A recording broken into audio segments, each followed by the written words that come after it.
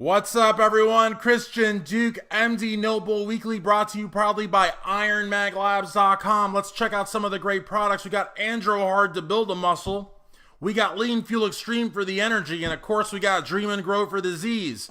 On today's show, we're going to be talking about Sergio Oliva Jr. in the Southern States, Vancouver chat. We're going to talk about the end of the Bostin Loyd experiment, a major feud in bodybuilding, Super League, and also industry news and featured question of the week. Next. All right, let's talk about the Southern States. First and foremost, big thank you to my good friend Gary Udit, MPC Mid-Atlantic Zone Chairman, for hooking me up with passes. Big thank you to Peter Potter, excellent promoter and original back in the day with Jim Mannion. Over 300 competitors at the War Memorial Convention Center downtown Fort Lauderdale. Some of the best guest posers. Ariel Kadar was fantastic. Just won in Miami, headed to the Fitness Olympia. Darren Charles, my gosh, terrorizing guys half his age in classic men's physique.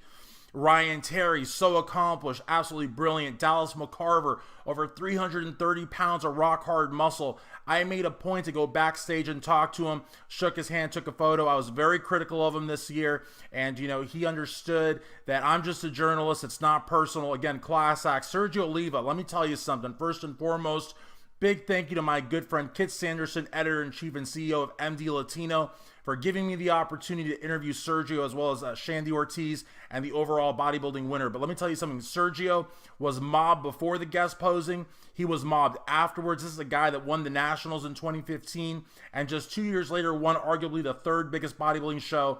And let me tell you something, one of the most laid-back, real bodybuilders that I have ever met. So I have to tell you something. His future is extremely bright.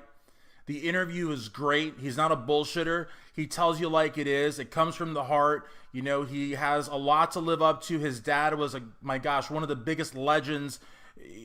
Made Arnold fight like no other. And so, he has to live up to his father, and he also has to set his own standard, and he's just doing a great job. I can't say enough about Sergio Oliva Jr. I hope you check out the interview, available at mdlatino.com. All right, let's talk Vancouver Recap. I got my notes. There's way too much information. Michael Locker, Ricardo Correa, they repeat Chicago in Vancouver, win back-to-back. That's huge. Second place, BPI superstar Reagan Grimes. He takes runner-up. Great physique. Already people are starting to talk about him. Third place, Josh Wade, looked pretty good. Fourth place, Kevin Jordan, looked better in Chicago. Fifth place, Brandon Ray, I think looked okay. But Sean Ray in Unleashed episode 30 was very critical. And, Brandon said that there were issues with the photos, some of the photos that were being used. Said he had some issues with his posing oil. I think Brandon looks pretty good, probably could look better. Sean has very, very high expectations for him and was very critical. That having been said, some people are suggesting that Michael Lockett has gyno, and it boggles my mind if people don't realize the huge difference between pseudo-gyno and full-blown gyno. Now, clearly, Michael Lockett does not have full-blown gyno and may not even have pseudo-gyno. What he does have is he's reaping the benefits of years of hard work and sacrifice. He won in Chicago, he won in Vancouver, and I think people are just lining up to possibly attack him because, they have sour grapes. I don't know. He has a tiny midsection. He's really balanced his legs. He dials it in. He's a great poser. He's a great ambassador. I don't know what more people could ask of Michael Lockett. So, this whole gyno thing, I think, is just a distraction. I don't really buy into it at all. Reagan Grimes is also getting a lot of blowback from people saying that, he's just not big enough and he has to gain mass. And one of the things I love about Reagan is the fact that he's so mature in that sense that he's not going to blow out his belly. He's not going to have a bubble gut like Louis Marco talks about. He's not going to have a distended waist or anything like that, abdomen or whatever, because the reality of the matter is he's going to build the muscle in a Lee Haney-esque kind of way, mass with class over time, doing it right. And, there's just people attacking him for that, and there's people attacking him because he's a good-looking guy. They're saying, well, only white American and Canadian guys like Reagan Grimes because he's so good-looking. And that's a crock of shit. The fact is, okay, some of the good-looking people in the sport over the years have been very successful in movies and commercials and contracts, like a Bob Paris or a Gunter Schlierkamp, but does nothing for them on the scorecards. And anyone that suggests that either doesn't know what the fuck they're talking about or simply want to deny Reagan the fact that he went top 5 on his pro debut, that he's runner-up at another IFB-sanctioned event. So I just think it's sour grapes. Now, Paulo Almeida, Mr. Canada, places out of the top 6. I would have loved for him to be in the top 5, even possibly the top 3. He's a phenomenal bodybuilder. Team 5%er all the way. Rich Piana has always had his back. The 5%er family think the world of him. This guy loves the fans like no one else. Takes photos. Does interviews with StrengthAddicts.com. Who the hell am I? He gives me an interview every year. Talks to me. Takes photos with me. You know, Paulo and Cody Losi, who's no longer at 5%, but Paulo and Cody, to me, were like the greatest athletes in Team 5% beside Rich Piana. And I got to tell you something. Paulo is the real deal. Competes around 270, 275, totally ripped. Great poser. This guy trains like an animal in the gym. He's called the Freak for a reason. You know, but again, Mr. Canada, it would have been great to see him up there. IFBB is, you know, where the best of the best come to compete. It's a very subjective sport. The judges may not have been looking for his physique on the day of the show. It is what it is, and I know he'll be back. I also want to send a quick shout out to my good friend Mark Sindayan, classic men's physique competitor. He's completely natural. He doesn't like to broadcast that. Like a good natty, he keeps it to himself. But I really respect the hell out of him. He went pro as a bodybuilder at the, you know, urging of many people, myself included, went into classic men's physique. He's competing. He's battling. He loves the sport. He's a great ambassador, and I'm very proud of him. Very proud to call him my friend. So let's talk about Bostin Loyd. The experiment is over. He wants to start a family. He's apparently dropped about 11 pounds of muscle. He's lashing out at Paulo Almeida. And he's taking less gear, I think. He's working on a documentary. He was on RX Muscle. And that's pretty much it. Okay, so there is a huge feud. It's very, very complicated, and I don't even have the full story. Johnny Bravo does exposés, and he is thought of very highly by the MSM crew. If you don't know what MSM is, it stands for Muscle Sport Mag, and you're going to have to learn this because I do a lot of stuff with them. Now, MSM think very highly of Johnny Bravo, particularly ousted MSM managing editor Greg Valentino. I believe Johnny follows me and I follow him. I don't know who followed first. It doesn't really matter. I got tagged on a document that involved Mark Lobliner. I didn't know what the hell it was. I contacted Mark. He gave me one story. I contacted Johnny. He gave me another story. Basically, the synopsis of it all, based on my observations, which may not be the actual factual way that it all transpired, but based on my observations on Mark's videos, Anytime Fitness's videos, Jason's videos, Johnny's videos, and my communications with Johnny and my communications with Mark, is that Johnny Bravo reached out to Mark Lobliner and said he was going to expose him in a story, but that it wasn't personal. I don't know anybody that's trying to take that personally because it's just human nature, but I understand that Johnny wanted to make the point that, hey, this is not a malicious attack on you. It just happens to be my job. This is what I do. Okay. Mark then, according to Johnny, Mark and Anytime Fitness, who were not friends, became friends and started to discredit Johnny. Johnny then told Jason Genova, who, according to Johnny, he has been friends with for over 2 years and speaks to almost on a daily basis. Jason then lashed out at Anytime Fitness, attacking him and possibly people around him, and also Order 66, Mark, and Anytime Fitness. As a result, according to Johnny, Mark will no longer pay for Jason Genova his airfare and hotel to attend the Real Weights for Real Heroes event, which is going to benefit the Semper Fi Fund.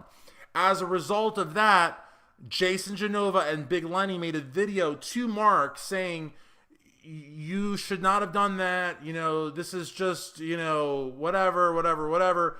But now Mark will not fly Jason out, will not pay for his hotel. And it's just this whole thing that's going on right now. And hey, these are huge people. Johnny Bravo, huge. Mark Lobliner, huge. Anytime Fitness, huge. I've seen a few of his videos. I wasn't familiar. Good videos. And, you know, Jason Genova is huge. Now, it can get more complicated because Jason is very good friends with PJ Braun from Blackstone Labs. And PJ, I think very highly of. And I don't think PJ is just going to sit around, you know, if Jason were to get... into a situation where maybe he was cornered or not treated correctly. I don't know. But, that's always a possibility. Now, the Real Waves for Real Heroes event is fantastic, and it benefits the Semper Fi Fund. It benefits the veterans. It's going to be a great event with a who's who of social media stars. It's going to be, just an incredible success. And I would hate for anything dealing with Jason or anyone else to take away from that. But Johnny has his own take on the event and his own take on the friendship between Anytime Fitness and Mark Lobliner. And then Jason with the Order 66s, which we all know antagonize a lot of people. And then Johnny is accusing Mark Lobliner and Anytime Fitness of reporting Jason Genova to YouTube. And YouTube now, according to Johnny, has suspended Jason Genova for 2 weeks for complaints based on bullying. So there's a lot of stuff going on. There's a lot of people that are probably going to weigh in. People like, Jerry Ward, people like Jason Blaha, and so many others. And I would be remiss if I didn't address it on this wonderful show, which is MD Noble Weekly with Christian Duque, available exclusively at musculardevelopment.com, sponsored by IronMagLabs.com. So there's a new organization that's called Super League, and it's not judged by judges. You're not judged because there's no judges, but you're assessed by your muscularity, your shoulders to waist ratios and other ratios, and then there's a bunch of exercises, and you pick the one you like the most, and they put weights based on your body weight or something like that, and then the maximum number of reps you can do times, I think that's called the deltas. The deltas are your ratios, like proportions and all that, and then your physical output, and then it's scored and all that. So there's no judging panel; it's all scored. And Dorian is one of the judges. And to become a pro, you have to beat a pro, and anybody can join it. You just got to pay $99 to some gym, and yeah, it's at the end of this month, Tony Freeman, who apparently left the IFBB to join another organization, might have left that one too to join Super League. I don't know, maybe he's still in that other organization because he was supposedly getting $150,000 a year from them, so I'm sure that he's still with them because that's really big money, right? So he's at Super League, and he's gonna be taking on Mike O'Hearn, who I really like a lot. Muscle and Fitness cover, and just like God with a lowercase g. I can't offend but Mike O'Hearn is it. So it's just, I'm really excited about Super League. I'm sure it's going to be a huge success. Time for industry news and happenings, plus the featured question of the week. Pro Bodybuilding Weekly returns with new hosts Dave Burleigh and Eric Brozier out of Venice Beach, California, available exclusively at digitalmuscle.com. RxMuscle.com's Dave Palumbo underwent shoulder surgery successfully and is in rehab. Kevin Lavroni, the Maryland Muscle Machine, had an epic interview with MD Online Editor-in-Chief Ron Harris for the Ronline Report. Definitely check that out. Phil Heath has ruffled some feathers with his brand new show, Chasing Arnold, on This Is Collide. Now, a lot of people are a little butthurt because they're saying, Phil Heath, you're no Arnold. But of course, Phil titled the show that because he wants to tie the Oaks Olympia record. Also, is Comerica Muscle replacing ousted MSM, Muscle Sport Mag, managing editor Greg Valentino? Comerica has been on the air with Joe Pietaro, and a lot of people are wondering if he is Greg's replacement. Now, Comerica is a great presenter, has a great voice, has a great personality, but lacks the star power of Greg Valentino. The reality of the matter is, Joe will be hard-pressed to find anyone to replace Greg in the fitness industry. The only person that I would say would be comparable would be Jimmy the Iron Bull Pelleccia. However, if Joe couldn't control Greg, he sure as hell ain't going to control Jimmy. And finally, the featured question of the week. It comes to us from Jack Tatone. I love Jack. You know why I love Jack? Because Jack is a straight shooter. He'll tell you exactly what he's thinking. No bullshit, no filter, no PC-ness. He will speak his mind. Now, his question is, Should companies, supplement companies, pay their workers to work their booth? Now, Chad Nichols posted on Facebook a very interesting scenario. Somebody contacted him and said, should they call in sick from work on a Saturday to go work for a company where the company wasn't going to pay them, wasn't going to give them supplements, and wanted them to buy t-shirts for the honor of working for the company? Here's the reality, folks. To Chad's question, or Chad's scenario, and to Jack's question, I believe supplement companies should compensate booth workers, whether it's in supplement powders or money. That is the way to do it. If you're an athlete and you work a booth without doing any work, just by being at the booth, you are telling everybody that goes by that you use the products, that you believe in the products helped you build the physique you have, hopefully you have physique, and that you recommend the products. And that's without saying anything. That's just by you standing behind that booth. That is the message that you're emanating to the people that walk by. Also, the idea of making important industry contacts is kind of hokey, because most of the people that you're going to interact with at fitness expos or at shows as a booth worker are people wanting freebies, samples, free t-shirts, swag, probably won't buy shit, probably will never compete, probably don't even really lift all that consistently. They want free stuff. Making contacts with those people really isn't going to help you. Making contacts with people inside the booth might help you if you're working with big stars in the NPC or the FBB.